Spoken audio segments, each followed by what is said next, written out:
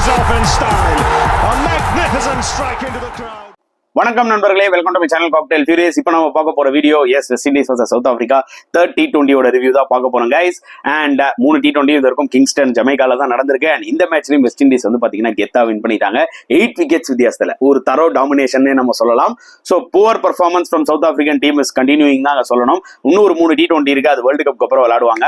அப்புறம் test one day எல்லாருமே விளையாடுறாங்க. பட் இந்த 3 T20யும் வந்து வெஸ்ட் இண்டீஸ் வின் பண்ணது டெஃபினட்டா இது வந்து கான்ஃபிடன்ஸ் அதிகமாக கொடுக்க போகுது அவங்களுக்கு. வேர்ல்டு கப் போறதுக்கு முன்னாடி 2 டீம்லயும் மெயின் பிளேயர்ஸ் இல்ல, பட் ஸ்டில் கிட்டத்தட்ட ஈக்குவல் டீம்ஸ் தான். பட் செம்மையா விளையாடி இருக்காங்க வெஸ்ட் இண்டீஸ். கண்டிப்பா அதுக்கு நம்ம கிரெடிட் கொடுத்தே ஆகணும். பிராண்டன் கிங்கோட கேப்டன்ஷிப் சூப்பரா இருந்தது. முதல் முறையா பண்றாரு இந்த சீரீஸ்ல.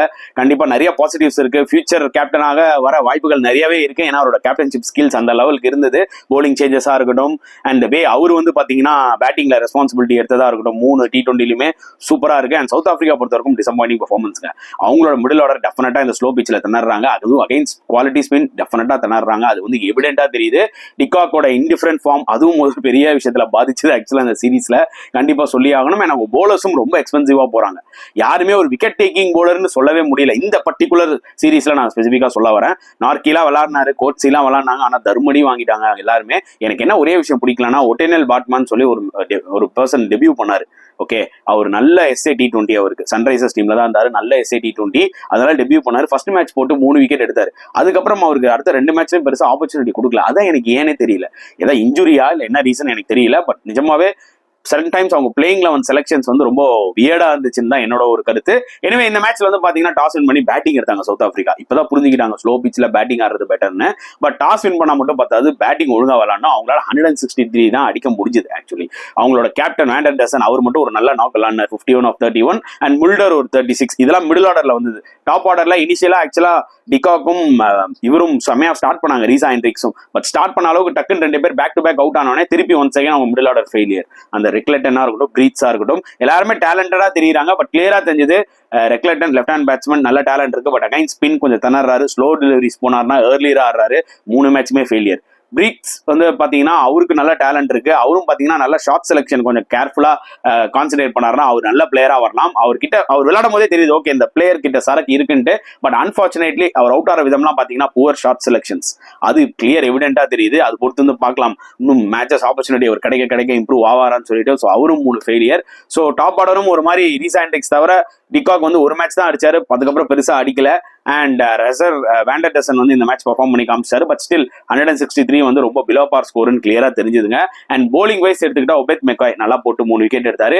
ஒன்ஸ் அகைன் மோட்டி சூப்பரா போட்டு 2 விக்கெட்ஸ். இந்த 3 மேட்ச்ல சேர்த்தீங்கன்னா 8 விக்கெட் எடுத்திருக்காருங்க. நான் ஏற்கனவே அவரை பத்தி ரொம்ப ஹையா பிரைஸ் பண்ணி நான் நிறைய வீடியோஸ் போட்டிருக்கேன். ஷார்ட்ஸா இருக்கட்டும், என்னோட வீடியோஸ்லேயே சொல்லியிருக்கேன். Such a classical left arm spinner, super talent, ஒரு வரப்பிரசாதம் ஆக்சுவலி வெஸ்ட் இண்டீஸ்க்கு. இவரை கரெக்டா யூஸ் பண்ணணும் வெஸ்ட் இண்டீஸ், அதுதான் ரொம்ப ரொம்ப key. And at the same time இவரு ஷெமார் ஜோசப்பும் நல்லா போட்டார் இந்த மேட்ச்ல. ஒரு 2 விக்கெட்ஸ் எடுத்தாரு, எக்கனாமிக்கலா இருந்தாங்க. And they had a very decent bowling. என்ன சொல்றது, எல்லா போலர்ஸுமே நல்லா போட்டாங்க. ஏன்னா 163 ஸ்டிக் பண்ணும்போதே நீங்க இமேஜின் பண்ணி பாருங்க, யாருமே பெருசா எக்ஸ்பென்சிவா போயிருக்க மாட்டாங்க, டீசெண்டா போட்டாங்க. அண்ட் இந்த டார்கெட்டை ஜஸ்ட் என்ன சொல்றது 13.3 ஓவர்ஸ்ல முடிச்சிட்டாங்க. அதான் சொல்ல முடியும். ஒன்ஸ் அகைன் பிராண்டன் கிங் ஒரு நல்ல ஸ்டார்ட், 41 ரன்ஸ், கிளாசிக்கா விளையாடுறாரு. அது இந்த சீரீஸ் டெஃபினட்டா இவர் அடுத்த லெவல்ல போயிட்டாருங்க, அதுதான் நான் கண்டிப்பா சொல்லி ஆகணும். அண்ட் ஜான்சன் சார்லஸ் இந்த மேட்ச்ல அவருக்கு மாட்டிக்கிச்சிங்க. ஸோ ஜென்ரலா சார்லஸ் வந்து பாத்தீங்கன்னா கன்சிஸ்டன்டா விளையாட மாட்டாரு, ஆனா மாட்டிக்கிச்சுன்னா செம இன்னிங்ஸ் விளையாடுவாரு. அந்த மாதிரி தான் 26 பால்ஸ்ல 69 வச்சு செஞ்சு விட்டாருன்னு சொல்ல முடியும். இந்த ஒரு கம்மி டார்கெட்ல ஸ்டார்டிங்ல அவரே பவர் பிளே டமால் அடிச்சு கொடுத்துட்டாரு. And Kyle Mayers once again another super handy knock. அவரும் வந்து பாத்தீங்கன்னா சூப்பர் கேமியோஸ் விளையாடுறாரு. ஒரு பக்கம் எனக்கு யோசிச்சால எப்போ லக்னோ சூப்பர் ஜெயின்ஸ் வந்து கைல் மேயர்ஸ்க்கு ஒரு ஆப்பர்ச்சுனிட்டி கூட இந்த IPL கொடுக்கலான்றது எனக்கு ரொம்ப ஷாக்கிங்கா இருந்தது. ஏன்னா அந்த அளவுக்கு அவரோட ஹிட்டிங் பவர் இருந்தது, சூப்பரா நல்ல ஃபார்ம்லயும் இருக்காரு. ஸோ அவரும் சார்லஸும் சேர்ந்து சும்மா உரிச்சிட்டாங்க.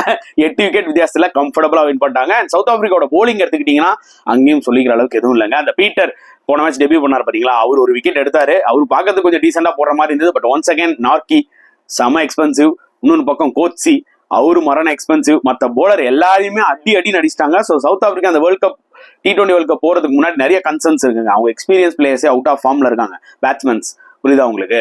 ரீசா ஹென்ட்ரிக்ஸ் ஒருத்தர் தான் பார்க்கறதுக்கு ஏதோ கொஞ்சம் ஃபார்ம்ல இருக்கிற மாதிரி இருக்கு. வேண்டர் டசன் இந்த மேட்ச்ல அடிச்சிருக்கலாம், ஆனா ஒரு ஸ்குவாட்ல கிடையாது, T20 வேர்ல்ட் கப் ஸ்குவாட்ல கிடையாது. அப்படின்னும் போது அவங்க போலர்ஸும் எடுத்துக்கிட்டீங்கன்னா they're also not in great form. Keshav Maharaj வேணா டிபெண்ட் பண்ணலாம், பட் அவங்க மெயின் ஃபாஸ்ட் போலர்ஸ் எல்லாருமே எக்ஸ்பென்சிவா போயிட்டு இருக்காங்க.